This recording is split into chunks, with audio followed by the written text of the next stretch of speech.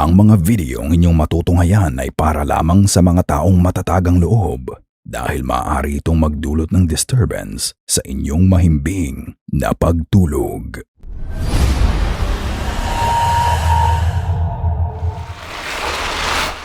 The Warehouse. Ang mapapanood ninyong lalaki ay nagtatrabaho ng panggabi sa warehouse. Lately, may mga nararamdaman siyang kakaiba tuwing nagtatrabaho siya at habang tumatagal ay padalas ng padalas ang mga kakaibang nangyayari sa paligid niya. Isang gabi habang nag-ooperate siya ng crane, may napansin siyang paggalaw sa gilid ng kanyang mga mata at ito ang kanyang nakuha.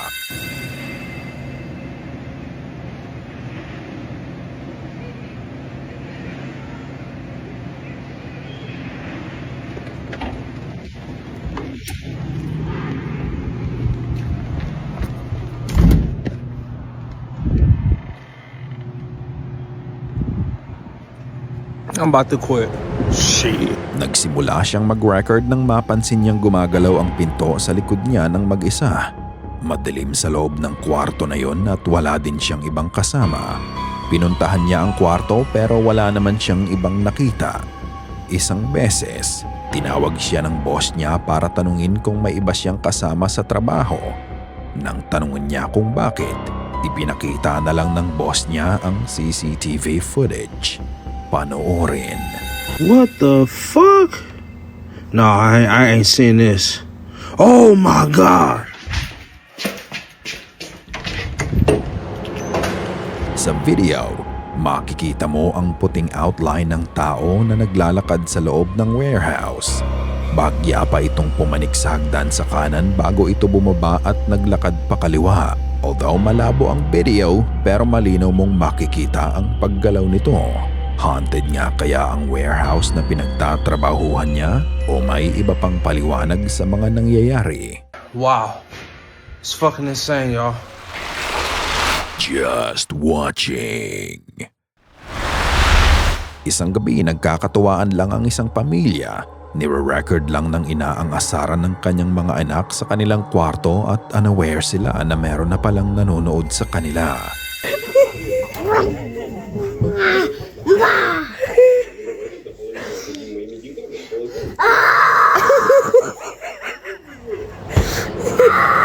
Sa kabilang kwarto, malinaw mong makikita ang isang babae na may malalalim na mga mata. Maputlang balat, itim na buhok at nakasuot ng puting dress ang pinapanood sila sa kanilang ginagawa. Andun lang ang babae at hindi nga ito gumagalaw o kung ano pa. Sa sobrang linaw nga ng imahe ay iisipin mong may iba pa silang kasama sa kabilang kwarto. Pero hindi nila kilala kung sino to. Maaari ding manikin ang nakitang ghostly figure pero hindi natin masasabi kung ano talaga ito. Did the family captured something supernatural that night? Or is it something else? Ang alam ko lang, kung ano man yon, nakakakilabot ang itsura nito. In the fog. Umaga nang nagmamaneho ang ama ng poster ng video. Ang sabi niya may nakikita siyang shadow figure sa isang parte ng daan.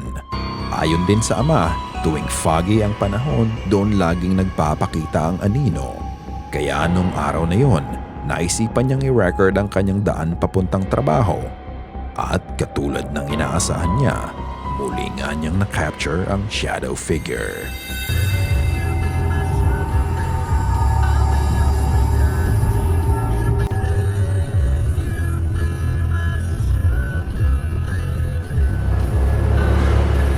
Sa fog, makikita mo ang anino ng tao na parang naglalakad. Ngunit nang makalapit siya dito, ang maitim na figura ay unti-unti ding nawala. Hindi nga ito ang unang beses na nakita niya ang anino, ngunit ito ang unang beses na nabidyohan niya to. Meron kayang namatay sa parte ng daan na yon o may mas magandang paliwanag sa nangyayari? Hindi kaya ito ay anino lang ng road sign na tinatamaan ng ilaw kaya nagmumukha itong shadow figure sa fog? Ikaw na ang magpasya. Creepy doll. Ang short videong mapapanood nyo ay kuha pa noong 2017 kung saan ipinapakita ng kapatid ni Tessa ang kanyang American Girl doll. Ang mga manikang ito ay may iba't ibang character at bawat manika ay may kasamang istorya tungkol sa iba't ibang period ng American history. Bukod doon ay customizable din ang ganitong manika na pwede mong itulad sa appearance mo or kahit sinong gusto mo. Habang nagve-video ang kapatid niya ay ipinakita lang niya ang manika nang bigla na lang mangyari to. Right now, but yeah, I didn't go in with any eyeshadow because I didn't want. Do you guys see that? Habang nagkukwento siya, ang manika ay bigla na lang humarap sa kanya. Makikita mo na hawak ng bata ang dalawang kamay nito nang lumingon ang manika patungo sa kanya. As if buhay ito at parang may gustong sabihin sa kanya. Matapos nang nangyari ay napahinto na lang ang bata at napatanong sa camera kung nakita niyo ba ang nangyari. Do you guys see that? May espiritu bang nakasanib sa manika kaya ito gumalaw ng mag-isa? Sana lang matapos mangyari ito ay dinala na niya sa labas ang manika at sinunog na lang niya. Recycling booth. Sa US, may mga booth sila kung saan pwede mong iwan ang mga bagay o mga damit na hindi mo na ginagamit para i-recycle o hindi kaya ay gawing donation sa mga nangangailangan. Sa videong ito ni Stoney Baloney, nagpark siya malapit sa recycling booth nang mapansin niyang may naglalabas ng mga idodonate na gamit. Two bags just popped out by themselves.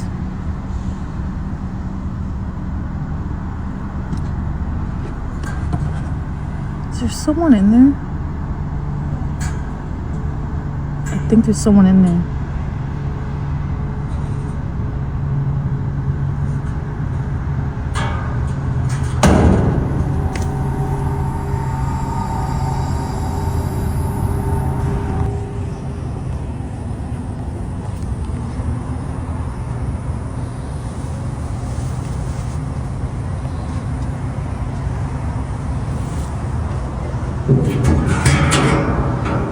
Is there someone in there?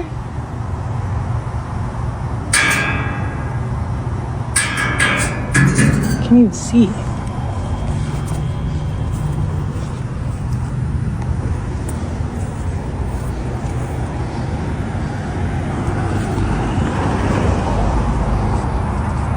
No, I don't see anyone in there. So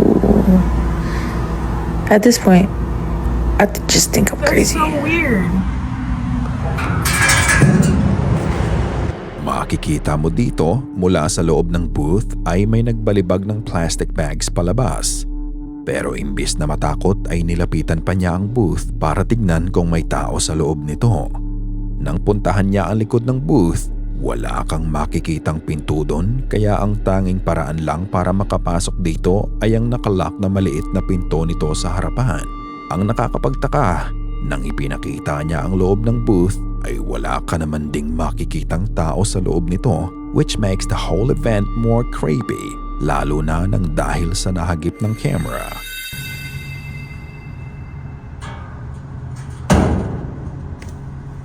Nakita mo ba yun? Bago nahulog ang plastic bag mula sa booth, makikita mo ang isang maputlang kamay ng tao. Kung wala namang tao sa booth nang puntahan niya to, then kanino kayang kamay ang nakita sa loob nito? Is this an elaborate hoax o meron talagang entity sa loob ng booth? Pagkalipas ng ilang araw matapos ng nangyari, makikita mo ang isang worker na kinokolekta na ang laman ng booth at ayon sa poster, ito lang ang unang beses na binuksan to matapos nung gabing may strange encounter siya dito. At dito malinaw mong makikita na ang tanging access lang para makapasok sa booth ay ang maliit na pinto nito sa harap. Kung ganoon, paano mo ipapaliwanag ang kamay na nakita sa video? Ikaw na ang bahalang humusga. The Car Radio. Isang nakakalungkot na bagay ang nangyari kay Trish nang mamatayan siya ng anak 2 beses sa nakaraan. Naging mabigat sa kanya to at halos araw-araw niya tong dinadala. Isang araw, habang naglilinis siya ng kanyang kotse, nagulat na lang siya nang bigla na lang bumukas ang radyo ng kanyang sasakyan mag-isa. Mahigit isang oras na niyang nililinis ang kotse bago ito mangyari at ang kantang tumugtog sa kanyang radyo ay Heaven Must Be Missing an Angel. I-mute lang natin ang parte ng video na may kanta para makaiwas sa copyright. Pero inilagay naman niya ang lyrics nito sa kanyang video. Ang akala niya ng una ay nasa bulsa niya ang susi at aksidente niya itong napindot sa bulsa niya kaya umandar ang radyo ng kotse pero wala pa sa kanya ang susi.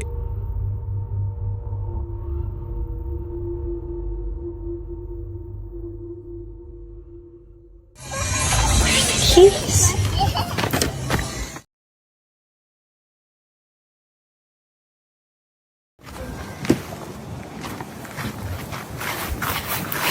Naglakad siya pabalik sa bahay at doon niya nakita na naiwan pala niya ang susi sa lamesa.